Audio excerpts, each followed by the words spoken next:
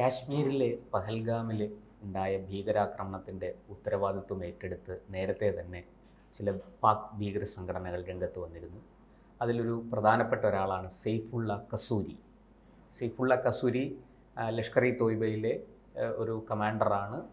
മസൂദ് അസറിൻ്റെ വലം കൈയാണ്. ഹാഫിസ് സയ്യിദിന് വളരെ വേണ്ടപ്പെട്ടയാളാണ്. ഇപ്പോഴിതാ അയാൾ പുതിയൊരു വെളിപ്പെടുത്തൽ നടത്തിയിരിക്കുന്നു. ബംഗ്ലാദേശിലെ ഭരണമാറ്റത്തിൻ്റെ പുറകിലും ഞങ്ങളാണ്. ഈ വിദ്യാർത്ഥി പ്രക്ഷോഭവും അതിനെ തുടർന്നുണ്ടായ ഭരണമാറ്റവും എല്ലാം ഞങ്ങൾ ആസൂത്രണം ചെയ്ത് നടപ്പാക്കിയതാണ്. അതിൻ്റെ ബാക്കിയാണ് ഈ പഹൽഗാം ആക്രമണം. ഇനിയും ഇത്തരം ആക്രമണങ്ങൾ ഉണ്ടാകും എന്നാണ് പറയുന്നത്. എന്താണ് സാർ ഇതിൽ നിന്ന് നമ്മൾ വായിച്ചെടുക്കേണ്ടത്? എന്താണ് ഒരു ലാർജർ പിക്ചർ അത് കാണേണ്ട ഒരു സമയമാണിത്. ഇപ്പം നമ്മൾ പലപ്പോഴും പഹൽഗാം എന്ന ആക്രമണത്തെ ഒരു ഒറ്റപ്പെട്ട സംഭവമായി കാണുന്ന ഒരു രീതിയുണ്ട്. പക്ഷേ യഥാർത്ഥത്തിൽ ഇതൊരു വ്യാപകമായ ഒരു പ്രക്രിയയുടെ പരിണിത ഫലമാണ്, അല്ലെങ്കിൽ അതിൻ്റെ ഒരു ഏടാണ്, അതിൻ്റെ ഒരു ഭാഗമാണ്. അതൊരു ഒറ്റ ആക്രമണമല്ല, ഇതൊരു സീരീസാണ്. അതുകൊണ്ട് തന്നെയാണ് ഇന്ത്യ പറഞ്ഞത് ചെയിൻ ഓഫ് റിയാക്ഷനാണ്. 1000 cut policy. അതായത് പാകിസ്ഥാൻ എന്ന രാഷ്ട്രത്തിന് നേരിട്ട് ഇന്ത്യയെ പരാജയപ്പെടുത്താനാവില്ല. അങ്ങനെയെങ്കിൽ ഇപ്പോൾ ഒരു ചെറിയ മൃഗം ഒരു വലിയ മൃഗത്തെ ആക്രമിക്കണമെങ്കിൽ ആ വലിയ മൃഗം ചോര വാറുന്ന ബലഹീനനാവണം, പരിക്കേറ്റ്. അതിന് വലിയ രീതിയിൽ ചെറിയ മൃഗങ്ങൾ ചേർന്ന്, ഇപ്പോൾ ഹയനാസ് ചേർന്ന് ഒരു വലിയ ഹയനകളെക്കാൾ വലിപ്പമുള്ള മൃഗങ്ങളെ കാട്ടിൽ ആക്രമിക്കുന്നത് പോലെയാണ്. അപ്പോൾ അങ്ങനെയാണ് 1000 കട്ടുകൾ, 1000 കട്ട്. ആ കട്ടുകൾ ജമാഅത്തെ ഇസ്ലാമിയുടെ ഒരു സ്കീമാണ്. അല്ലെങ്കിൽ പാകിസ്ഥാൻ്റെ സൈന്യം ഒരു ഫ്രീ ഹാൻഡ് കൊടുത്തിരിക്കുകയാണ് തീവ്രവാദികൾക്ക്. ഒരു തീവ്രവാദ സംഘടനയല്ല, ഒരുപാട് ഓർഗനൈസേഷൻസ് ഇതിന് പിന്നിലുണ്ട്. ഇവരെല്ലാം നയിക്കുന്ന ഒരു മാസ്റ്റർ ബ്രെയിൻ അത് ജമാഅത്തെ ഇസ്ലാമിയുടെ സ്കീമാണ്. ആ സ്കീമിൻ്റെ നടത്തിപ്പുകാരാണ് ലഷ്കർ ഇ തോയ്ബയും ജയ്ഷെ മുഹമ്മദും ജമാഅത്ത് ഉദ്വയും ഹർക്കത്തുൽ അൻസാറും ഹർക്കത്തുൽ മുജാഹിദീനും ഹിസ്ബുൾ മുജാഹിദീനും അങ്ങനെയുള്ള ഇന്ത്യൻ മുജാഹിദീൻ, കാശ്മീരിലെ മുൻപുണ്ടായിരുന്ന JKLF, ഇങ്ങനെയൊക്കെയുള്ള സംഘടനകൾ ഒരു ലാർജർ പദ്ധതിയുടെ ചില്ലറ നടത്തിപ്പുകാരാണ്. ഈ ചില്ലറ നടത്തിപ്പിനെ നമ്മൾ എതിർക്കുന്ന സമയത്തെ ഒരു ലാർജർ പിക്ചർ പലപ്പോഴും മറന്നു പോകുന്നു. ഈ ലാർജർ പിക്ചർ, ഈ ജിക്സോ പസിൽ എന്ന് പറയും, ചെറിയ കണ്ണികൾ അല്ലെങ്കിൽ ചെറിയ പീസുകൾ ഒരുമിച്ച് വെച്ച് ഒരു വിശാലമായ ഫ്രെയിം ഉണ്ടാക്കുമ്പോൾ ചിത്രത്തിന് മിഴിവും തെളിവും ലഭിക്കും. ഇതാണിപ്പോൾ പാകിസ്ഥാനിലെ അലഹബാദിൽ വെച്ച് ഈ ലഷ്കർ ബന്ധമുള്ള അല്ലെങ്കിൽ ജമാഅത്ത് ഉദ്വയുടെ കെയർ ഓഫിൽ പ്രവർത്തിക്കുന്ന നേതാവായ കസൂരി, സെയ്ഫുള്ള കസൂരി പറഞ്ഞിരിക്കുന്നു, ബംഗ്ലാദേശ് യുദ്ധം ഞങ്ങൾക്ക് പരാജയമായിരുന്നു, ഞങ്ങളുടെ രാജ്യം പരാജയപ്പെട്ടു, ഭാരതം വിജയിച്ചു, ഞങ്ങൾ മാപ്പ് കൊടുക്കാൻ ഉദ്ദേശിക്കുന്നില്ല. ഭാരതത്തിന് മാപ്പില്ല. 71 ഭാരതത്തിൻ്റെ വിജയത്തിന് മാപ്പില്ല.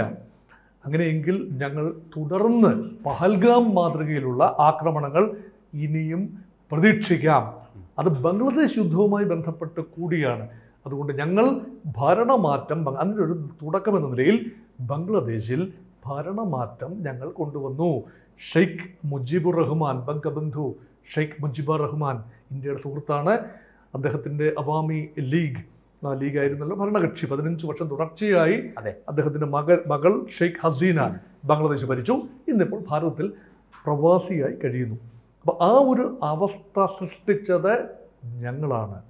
ജമാഅത്തെ ഇസ്ലാമിയുടെ താല്പര്യപ്രകാരം ഞങ്ങളാണ് അത് സൃഷ്ടിച്ചത് എന്ന് ഏറ്റുപറച്ചിലാണ്, തുറന്നു പറച്ചിലാണ്, പ്ലെയിൻ ടോക്കാണ് പാകിസ്ഥാനിലെ അലഹബാദിൽ വെച്ച് ഇദ്ദേഹം കസൂരി നടത്തിയിരിക്കുന്നത്.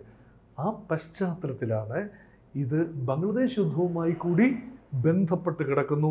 ഇത് ഒരു വിശാല പദ്ധതിയുടെ ഒരു ഭാഗമാണ്. പഹൽഗാം ആക്രമണം വിശാല പദ്ധതിയുടെ ഭാഗമാണെന്ന് പറയേണ്ടി വരുന്നത് കാശ്മീർ വിഷയവുമായി മാത്രം ബന്ധപ്പെട്ട ഒരു കാര്യമല്ല. ഇത് വിശാലമായ ഒരു റാഡിക്കൽ ഇസ്ലാമിസ്റ്റ് താല്പര്യങ്ങളുടെ ഒരു പൂർത്തീകരണത്തിന് വേണ്ടി ഉള്ള 1 cut is Pahalgam. There are 999 more cuts. അത് പലതും സംഭവിച്ചു കഴിഞ്ഞു, ഇനിയും സംഭവിക്കുന്നു. അങ്ങനെ ഇന്ത്യയെ ബ്ലീഡ് ചെയ്യാം, ഇന്ത്യയെ രക്തം വാർന്ന് ഇന്ത്യയുടെ ഇച്ഛാശക്തി നശിപ്പിച്ച് ഇന്ത്യയുടെ അസ്തിത്വം തന്നെ നശിപ്പിക്കാം. അതിന് പല രീതിയിലും കാര്യങ്ങൾ നീങ്ങും. നുഴഞ്ഞു കയറും. ബംഗ്ലാദേശിൽ നിന്നും വൻതോതിലുള്ള നുഴഞ്ഞു കയറ്റം അല്ലേ. അതുകൊണ്ടാണ് അതിർത്തി സംരക്ഷിക്കേണ്ട ആവശ്യകതയെക്കുറിച്ച്. അതുപോലെ ചിക്കൻ നെക്ക് പ്രദേശം ബംഗ്ലാദേശിൻ്റെ മുകളിലൂടെ ചെറിയ ഒരു കോറിഡോറിലൂടെ, സിലിഗുരി കോറിഡോറിലൂടെ കിഴക്കൻ ഇന്ത്യയിലേക്ക്, അതായത് നോർത്ത് ഈസ്റ്റേൺ ഇന്ത്യയിലേക്ക്, വടക്ക് കിഴക്കൻ ഇന്ത്യയിലേക്ക് പ്രവേശിക്കാനുള്ള ആ പ്രവേശന ദ്വാരം 5 രാജ്യങ്ങളുടെ സംഗമ ഭൂമിയാണ്. സിക്കിമിന് തൊട്ട്, ഇന്ത്യയുടെ സിക്കിമിൻ്റെ തൊട്ട് അടുത്തുകൂടി പോകുന്ന ആ ഒരു കോറിഡോർ.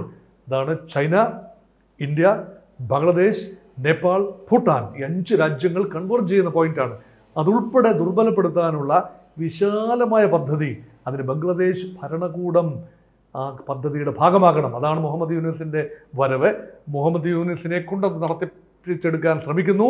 അദ്ദേഹം പരാജയപ്പെടുന്നു എന്ന ചിന്ത ജമാഅത്തെ ഇസ്ലാമിക്കുള്ളിലുണ്ട്. അതുകൊണ്ടാണ് പെട്ടെന്ന് തിരഞ്ഞെടുപ്പ് നടത്തി മറ്റൊരു ഭരണകൂടത്തെ, ജമാഅത്തെ ഇസ്ലാമിക്ക് പൂർണ്ണ നിയന്ത്രണമുള്ള ഒരു സംവിധാനം അവിടെ വരണം.